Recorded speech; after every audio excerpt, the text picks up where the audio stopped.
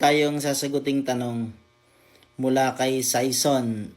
Boss, pwede na ba akong mag-drive ng motor kahit student permit pa lang meron ako? Una muna alamin natin yung kahulugan ng student permit. Ayon sa RA 4136 Section 30, ang student driver's permit ay it is an authority embodied in a form prescribed by the Land Transportation Office to a person who desires to learn to operate a motor vehicle. So ito ay ibinibigay sa isang tao na gusto niyang matuto o makapag-aral magmaneho. So bago ka mag-aral ng pagmamaneho, mahalaga na meron tayong student permit. So hindi pa to lisensya. Ito pa lang ay permit sa isang estudyante na nag-aaral. Tuloy natin.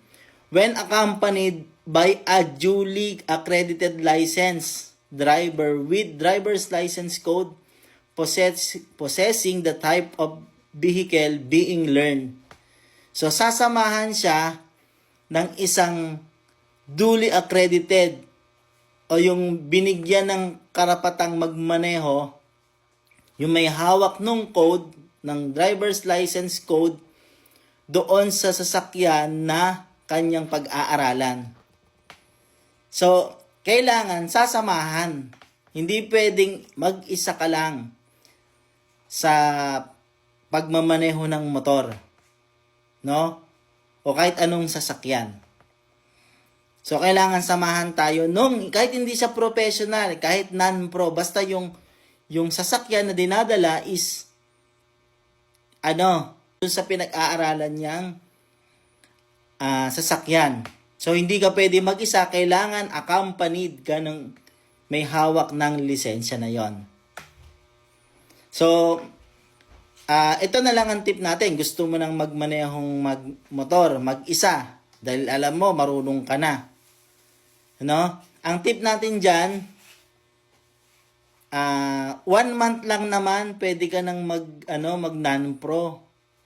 So, pwede, magpadagdag ka na mag-upgrade ka na sa non-professional. Kasi 1 month lang, no?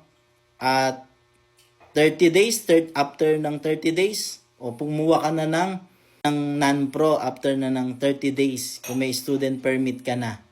Para pwede ka na mag-isa. Kaya nga lang, dapat mag-aral ka. So, meron tayong vlog para dyan dun sa motorcycle safety. Sa YouTube, nakalagay yun yung playlist natin. Ito, yung link na yan. So, hanapin nyo lang po yan, Road and Machine Care. Punta kayo sa playlist, panoorin nyo yung ating vlog. Rames S.A. Makapagal po. Accredited driving instructor po ng LTO. At certified TESDA instructor din po. Laging magtagubilin sa ating pagbiyahe at laging maging caring sa ating pagmamaneho. Road and Machine Care. Sana nakatulong, pakishare natin sa iba. Salamat po sa Diyos. Huwag kalimutang mag-like and follow ng ating page.